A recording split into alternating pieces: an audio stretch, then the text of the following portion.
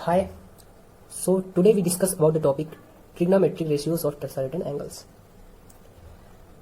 जब हम ट्रिग्नोमेट्री के क्वेश्चंस करते हैं तो उसमें कुछ स्पेसिफिक एंगल्स होते हैं जिनके वैल्यूज हमें उसमें पुट करने होते हैं। तो उसमें से कुछ सर्टेन एंगल्स की आज हम बात करेंगे और मैं आपको चार्ट भी बताऊंगा जिसमें 0 से लेकर के 90 डिग्री तक साइन, कॉस, टैन, कॉट, सेक और कॉसेक सभी की वैल्यूज होंगी।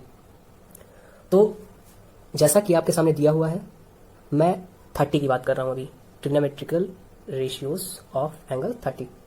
ओके, तो मैंने सबसे पहले एक ट्रायंगल बना लिया है, उसका नाम है ए, बी और सी। ये इक्विलेटरल ट्रायंगल है और जो है 60 का, यानी ये 60 होगा आपका, ये क्या होगा 60 होगा, ये 60 होगा, ये 60 होगा। जो 3 साइड्स हैं वो सारी 60-60 की होंगी। और हम जानते हैं कि जो ट्रायंगल का टोटल एंगल्स होते हैं वो कितने होते हैं 180। तो 60 + 60 + 60 कितना हो गया 180 हो गया। That's clear. उसके बाद में हमने क्या किया, ए से एक परपेंडिकुलर खींचा बीसी के ऊपर, एडी है वो। तो जो क्या करता है, बीसी को बीडी और डीसी दो डिस्टेंसेस में डिवाइड करता है। अब क्योंकि ये हमारा क्या था, ए था, ये ए भी था, ये भी ए था, क्योंकि इक्विलेटरल एंगल है इसलिए ए जो डिस्टेंसेस होंगी वो बराबरी होंगी। तो जब हमने खींचा तो इसको और इसको ये बराबर डिवाइड कर रहा है, तो ये a/2 हो जाएगा और ये भी a/2 हो जाएगा। क्लियर होगा। तो BD = और CD = क्या हो जाएगा, a/2 हो जाएगा। ठीक है।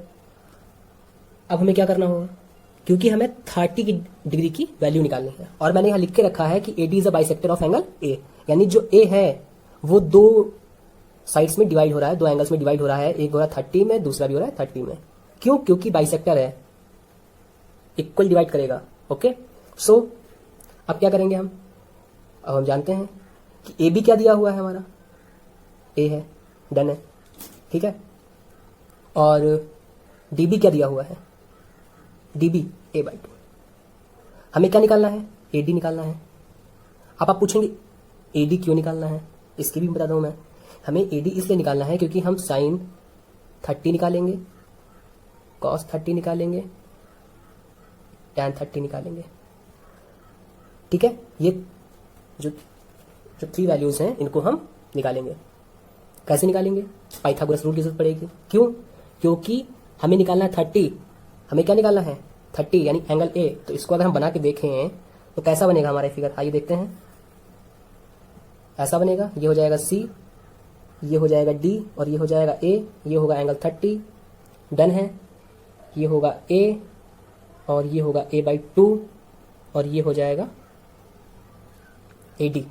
हमें AD पता है, नहीं पता है, तो कॉस को निकालने के लिए हमें AD की जरूरत पड़ेगी, इसलिए हम सबसे पहले पाइथागोरस रूल की जरूरत पड़ेगी। इसलिए इसमें हम पाइथागोरस रूल अप्लाई करेंगे। कैसे अप्लाई करेंगे इसको भी देखते हैं। तो हम जानते हैं कि पाइथागोरस रूल क्या होता है, AD, यानी सबसे पहले हमारा क्या होगा, AD स्क्वायर इक्वल टू क्या हो जाएगा, AD स्क्वायर इक्वल टू क्या हो जाएगा, AC square minus CD square. मैंने ऐसे डायरेक्ट लिख दिया है। कैसे लिख दिया है कि आप जानते ही हैं कि ये हमारा क्या हो गया, AC स्क्वायर हो गया equal to CD square plus AD square. हमें निकालना क्या है, AD। हमने AD को इस साइड पर रोक लिया और इसको इधर भेज दिया, तो क्या हो जाएगा, AD = AC - CD square. Done है। ओके, तो हम यहां क्या करेंगे, A स्क्वायर माइनस ये A स्क्वायर हो जाएगा, ये क्या हो जाएगा a/2 हो जाएगा, इसका भी स्क्वायर हो जाएगा। डन होगा इतना। ठीक है। इसके बाद हम क्या करेंगे कि यहां पर कर देते हैं, ये वैल्यू A स्क्वायर हो जाएगी, ये A²/4 हो जाएगा और यहां क्या लिखा हुआ है आपका AD स्क्वायर। डन। ओके, अब क्या हो जाएगा, AD स्क्वायर इक्वल टू हो जाएगा, इसको इससे मल्टीप्लाई कर देंगे, 4A² - A²/4 हो जाएगा। ये हो जाएगा 3A² / 4। अब क्योंकि AD के ऊपर स्क्वायर लगा है, ये अंडर रूट में आ जाएगा, 3A² / 4 हो जाएगा और ये क्या आ जाएगा, √3A/2।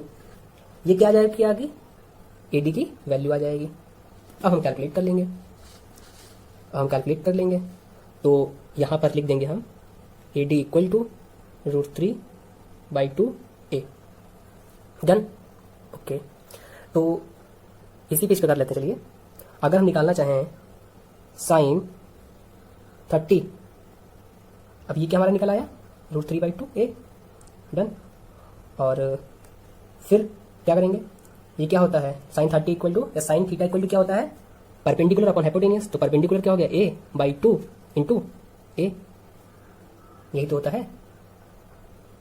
ओके, तो क्या हो जाएगा a/2 इंटू a। क्यों, कैसे हो जाएगा ये, क्योंकि ये ऐसा है और जब हम इसको ऊपर लेके जाएंगे तो ये डिवाइड हो जाएगा, ऐसे हो जाएगा। ठीक है, ए कट जाएगा, आ जाएगा 1/2, यानी sin 30 की वैल्यू कितनी आ गई 1/2। डन है। अब अगर नेक्स्ट एंगल की बात करें तो cos 30 इक्वल टू कैसे निकलेगा, cos 30 कैसे निकल जाएगा, फिगर है, ये था C, ये था A, ये था D, a/2 √3/2a, और ये क्या था a। डन है। ओके, तो ये क्या हो जाएगा, बेस अपॉन क्या होता है, हाइपोटेनियस। बेस क्या था √3/2 इंटू a, ऊपर ही हो जाएगा। ठीक है, ये ऊपर लगा हुआ है a, और हाइपोटेनियस क्या था a, ये कट गया। cos 30 इक्वल टू क्या हो जाएगा √3/2, ये निकल आया। इसके बाद में क्या हो जाएगा, tan के लिए देख लेते हैं। tan 30 इक्वल टू क्या होता है, परपेंडिकुलर अपॉन बेस, तो a/2 अपॉन √3/2a। डन है। ओके, ये और 2 ये 2 कट जाएगा, हो जाएगा। ठीक है, अब क्या देखते हैं, a, ओके, और upon 1, okay, into √3, okay, upon into a। Done है। जब इसको ऊपर लेके जाएंगे तो क्या हो जाएगा, ये जब इसको ऊपर लेके जाएंगे तो ये हो जाएगा √3, 1/√3। डन है, 1/√3 हो जाएगा, 1/√3। क्लियर है। तो निकला है हमारा tan 30 equal to 1/√3, sin 30 equal to 1/2, cos 30 equal to √3/2। ये 3 वैल्यूज हमारी निकल आई। ओके, इसी तरह और भी ट्रायंगल्स होंगे। इसके पहले के वीडियो में हमने trigonometric ratios of certain angles 30 की बात की थी। आज हम टेबल की बात करेंगे और 45 और 60 एंगल की बात करेंगे। सो अगर आपने इस प्लेलिस्ट को पूरा एक्सेस नहीं किया है, स्टार्टिंग से नहीं देखा है, तो मैंने डिस्क्रिप्शन बॉक्स में उसकी लिंक देकर रखी हुई है, आप उस पर क्लिक करिए और इस प्लेलिस्ट को स्टार्टिंग से देखिए। सो इसमें एक आइसोसेल्स एंगल है जिसमें बोथ साइड्स ए और ए साइज का है। हमने क्या किया है, पाइथागोरस रूल की हेल्प से AC यानी जो हमारा हाइपोटेनियस है, हमारा हाइपोटेनियस ये है परपेंडिकुलर और ये बेस, हमने अपना हाइपोटेनियस निकाल लिया है।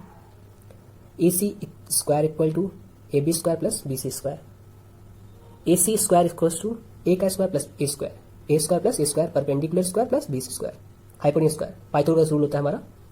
AC की वैल्यू हमने निकाल दी a/√2।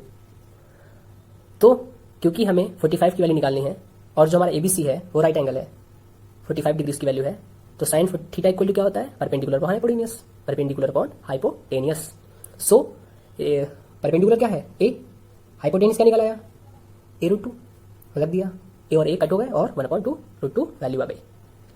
सेम हेयर कॉस के लिए हो जाएगा, इसके लिए होता है base upon hypotenuse equal to क्या हो जाएगा, बेस क्या है a, हाइपोटेनियस क्या है a√2, वैल्यू पुट कर दी और आंसर निकल आया। tan के लिए परपेंडिकुलर अपॉन बेस, परपेंडिकुलर क्या था a, बेस क्या था a अपॉन a, 1 हो जाएगा। सिंपल है। ओके, सो अगर 60 की बात करें तो 60 को अगर आप देख रहे हैं तो इससे पहले ट्रिग्नोमेट्रिक रेशियोज ऑफ एंगल 30 के देख लीजिए, क्योंकि ये जो वैल्यू है ये 30 से कहीं ना कहीं कनेक्टेड है, क्योंकि इसमें ABC एक ट्रायंगल था और एक परपेंडिकुलर, मैंने BC पे डाल दिया AB, जो इन दोनों साइड्स को इक्वली डिवाइड करता है और साथ ही साथ एंगल को भी डिवाइड करता है इक्वल। ये 60 था, ये 60 था और ये 60 था। और हमें क्या निकालना था, 60 निकालना था। सो हम एक ये ट्रायंगल ले लेंगे, ए बी और डी। क्लियर है। सो क्या है, A B D is a right angle. A D हमने उसमें उस वीडियो में ए डी निकाला था, तो हमने उसी वीडियो से A D equal to √3/2 A value put कर ली है। क्या पुट कर ली है, वैल्यू पुट कर ली है। ये देखिए हमने वैल्यू निकाली थी और हमारी ए डी की वैल्यू ये आई थी। Got it. पाइथागोरस रूल लगाया था और वैल्यू निकाली थी। So sine theta equal to क्या होता है, perpendicular upon hypotenuse, value put कर दिया answer. Cos base upon hypotenuse, value put कर दिया आंसर। टैन के लिए इसी तरह हो जाएगा, perpendicular upon base, value put कर दिया आंसर। ओके। सो अब हम बात करेंगे ट्रिग्नोमेट्रिक टेबल की। इसको लर्न कैसे करें। लॉजिक बहुत ही सिंपल है कि आप साइन की वैल्यू निकाल ही चुके हैं, कॉस की भी निकाल चुके हैं, टैन की भी निकाल चुके हैं और सभी की निकाल चुके हैं। आप साइन, कॉस और टैन की याद कर लीजिए। वो भी मैं कहता हूँ आप मत याद कीजिए। कैसे याद कीजिए, बहुत ही अच्छा तरीका है। साइन 0 की वैल्यू 0 होती है, 30 की वैल्यू 1/2, 45 की 1/√2, 60 की √3/2 और 90 की 1। अब एक हैक देखिए आप, यहां 90 की वैल्यू जो 1 है मैंने यहां रख दी। यहां 90 की वैल्यू क्या थी, साइन 90 इक्वल टू 1, तो साइन 0 इक्वल टू मैंने क्या रख दिया, 1। Got it. Sine 60 equal to √3/2 होता था, तो मैंने यहां ये रख दिया। और फिर साइन 45 इक्वल टू 1/√2 होता था, यहां भी 1/√2 रख देंगे। और साइन 30 इक्वल टू क्या होता था, 1/2, तो मैंने यहां रख दिया।